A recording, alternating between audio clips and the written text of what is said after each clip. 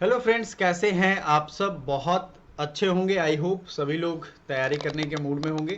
सबसे जो ज़रूरी की बातें हैं वो हम आज आपसे बात करेंगे। और बहुत लोगों को मैंने वीडियो बनाया था तो इस समय ऐसा लगा था जैसे सर ही अफवाह फैला रहे हैं। काफ़ी लोगों ने कमेंट भी किया था कि सर क्या ये ऑफिशियली न्यूज़ आया है? ऑफिशियल तो अभी तक कुछ नहीं आया है। तो इस वीडियो में दो चीज़ें जानेंगे कि ऑफिशियली का क्या मतलब होता है, और जब ऐसा काम हो, चोरी चकारी की काम हो, तब ऑफिशियली क्या न्यूज आता है, और आता है तो कैसा आता है। ठीक है, तो सबसे पहले ये आप न्यूज नहीं है, ये एक आदेश है। एक तरह से इसको पूरा पढ़िए आप।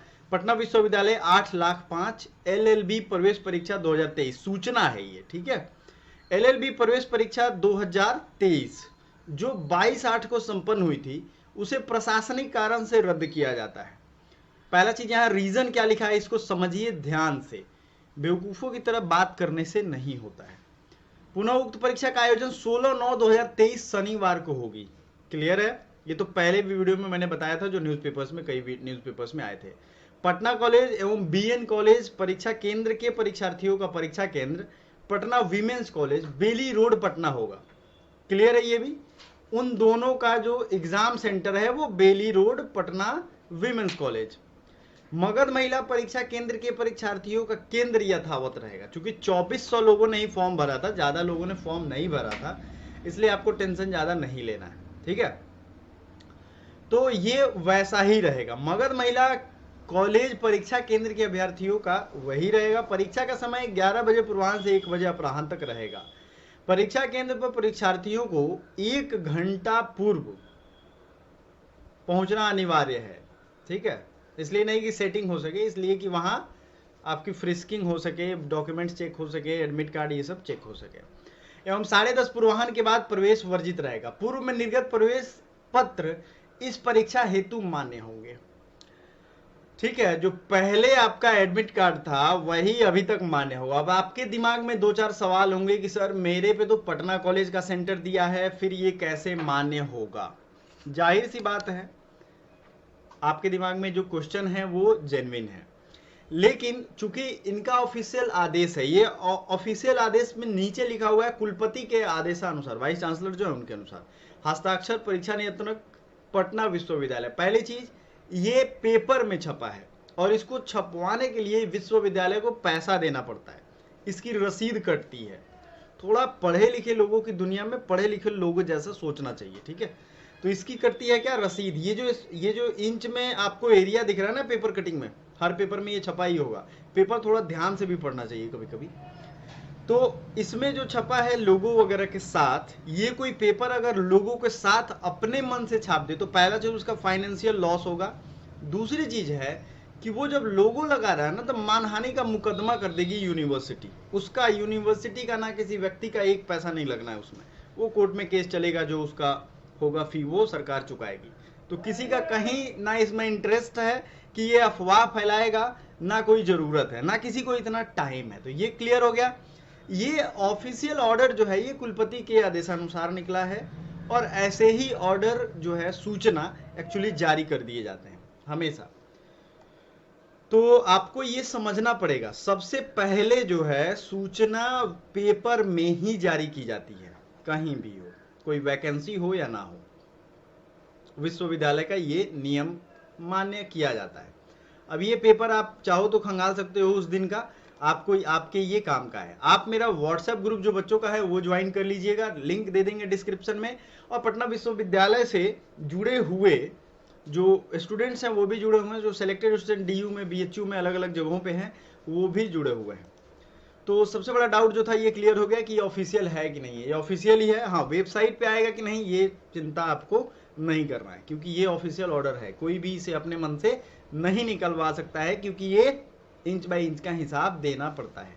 अब आ जाते हैं बात कि आपका एडमिट कार्ड का जो डाउट है कि सर एडमिट कार्ड हमारा वही है। कुछ लोग फोन कर रहे हैं, मतलब वो 10 बार 12 बार फोन कर रहे हैं, जैसे एडमिट कार्ड वाला मैटर हम ही सुलझाएंगे। अरे भैया, जो पढ़े लिखे आदमी हो, देखो लॉ की तैयारी करने जा रहे हो, हर चीज आपके पढ़ाई के बेस पे होगा। ठीक है, पढ़ कर ही डिसाइड किया जाएगा। इसमें क्लियरली लिखा है कि वही एडमिट कार्ड होगा, सेंटर का नाम अलग होगा, होगा तो होगा। कुछ बच्चों का कहना था कि सर क्या वो एडमिट कार्ड हम फिर से री डाउनलोड कर दें। अगर आपके पास है तो क्यों डाउनलोड करोगे? अगर आपका एग्जाम पिछली बार आपने छोड़ दिया था, ठीक है, पिछली बार आपने एग्जाम ही छोड़ दिया था, तो क्या इस बार एग्जाम जो है वो दे सकते हैं? तो ये चीजें देखो, अगर आपने एडमिट कार्ड उस समय डाउनलोड नहीं किया था और अभी डाउनलोड करना चाहते हैं, जैसे एक स्टूडेंट ऐसा था जिसका मैंने डाउनलोड करके भेजा था, ठीक है, उनका डाउनलोड नहीं हो रहा था। अगर डाउनलोड होता है तो आप ट्राई कर सकते हो, ये चीज कंफर्म नहीं है, मैं फिर से बता रहा हूं, आप ट्राई कर सकते हो एग्जाम देने जाने का। 7 दिन में क्या क्या तैयारी करना है, ये एक बहुत महत्वपूर्ण सवाल है, ठीक है, इस 6-7 दिनों में, क्योंकि ये 6-7 दिन जो है ये बहुत जरूरी हो जाते हैं, ठीक है ना। तो ये 6-7 दिन में अगर आप तैयारी कर लेते हो तो यही वो टाइम है जो आपको सफलता जरूर दिलाएगा। अब कैसे दिलाएगा? पिछला क्वेश्चन पेपर और ये क्वेश्चन पेपर और इसके साथ कुछ स्टडी मटेरियल हम क्या कर रहे हैं, आपको एक साथ कंपाइल करके 3 सालों के क्वेश्चन पेपर हो जाएंगे, जीके जीएस के कुछ मटेरियल हो जाएंगे जो एडवांस लेवल के हैं, मतलब उनको ही सिर्फ पढ़ के जाना है ताकि लास्ट टाइम में रिवीजन का काम आपका अच्छे से हो पाए, ठीक है। अब 7 दिन में मैं क्लास तो नहीं स्टार्ट कर सकता, लेकिन चूंकि ये जो स्टडी मटेरियल है ये आपके बहुत काम का है, इसको डिस्क्रिप्शन में लिंक दे देंगे, वहां से डाउनलोड कर लीजिए। एक्चुअली वो क्लास ज्वाइन कर लीजिएगा, उसमें हम अपडेट देते रहेंगे कैसे 7 दिनों में। अब चूंकि जो हो गया सो हो गया, उसको तो नहीं बदल सकते हैं। इसमें आपको सबसे ज्यादा फोकस क्या रखना है, पॉलिटी का वो टॉपिक पढ़ के जाओ, एक अंदाजा आपको लग गया है कि क्वेश्चन कैसे आते हैं, ठीक है। क्वेश्चन अगर सॉल्यूशन भी देखना चाहते हो आप पुराने एग्जाम का तो भी हमें बता सकते हो, हम उसको सॉल्यूशन भी लेकर के आएंगे, 1 आध घंटे की वीडियो होगी, उसको आप देख लेना, वो आपके काम का होगा, सॉल्यूशन के साथ आपको बता देंगे, ठीक है। और उसको डाउनलोड भी आप कर पाओगे, वो भी रास्ता हमने बता दिया है। तो काफी अच्छे से उसको क्वेश्चन आंसर दोनों रख लेंगे तो आपको भी थोड़ा मजा आएगा।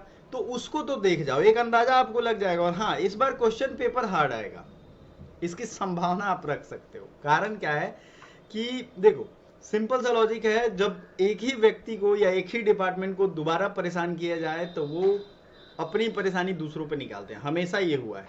सेकेंड पेपर जो होता है वो मैक्सिमम जगह पे टफ होता है पेपर, ठीक है। री एग्जाम का जो क्वेश्चन पेपर होगा वो टफ होगा, तो आपको इसके लिए तैयार रहना पड़ेगा। क्वेश्चन पेपर डाउनलोड कर लो, सॉल्यूशन कर लो, करंट अफेयर जरूर पढ़ लेना, हम जो आपको मटेरियल देंगे उसमें करंट अफेयर्स भी रहेगा और आपके लिए बाकी चीजें भी रहेंगी, ठीक है। करंट अफेयर्स रहेगा, पॉलिटी की किताबें रहेंगी, ई बुक रहेगा, और आपको ज्योग्राफी का रहेगा, और जो भी कॉन्सेप्चुअल जीके जीएस के टॉपिक्स रहेंगे वो उसमें इंक्लूडेड रहेंगे। तो ये चीजें बड़ी बारीकी हैं, लेकिन आपको समझना पड़ेगा क्योंकि यही सच्चाई है और यही आपके काम आएगा भी, ठीक है। तो तैयार रहिए अपने एग्जाम को लेकर के, और ये नहीं सोचिए कि हर बार चोरी हो जाएगा। अच्छी बात यह है कि चोरी हुआ तो एग्जाम कैंसिल हो गया। बिहार में अन्य एग्जाम भी होते हैं, आप देखते हो कितनी लोग मारामारी करते हैं उसको कैंसिल करवाने के लिए, लेकिन नहीं होता है, सबके अपने अपने इंटरेस्ट है। नहीं हुआ हुआ, सच्चाई नहीं रहेगी तो कोई भी चीज में आप बुलंद नहीं हो पाओगे, ठीक है ना, ये याद रखिएगा। सच नहीं है तो फिर वो प्रोटेस्ट या आंदोलन उतना जो है कड़ा नहीं हो पाता है, समझ रहे हो। यूनिवर्सिटी लाइफ को मैंने बहुत करीब से जिया है, देखा नहीं है, जिया हुआ है। सच्चाई नहीं रहेगी, कुछ नहीं कर पाओगे। तो आप ये चीज करो, और best of luck for your exam. Thank you so much.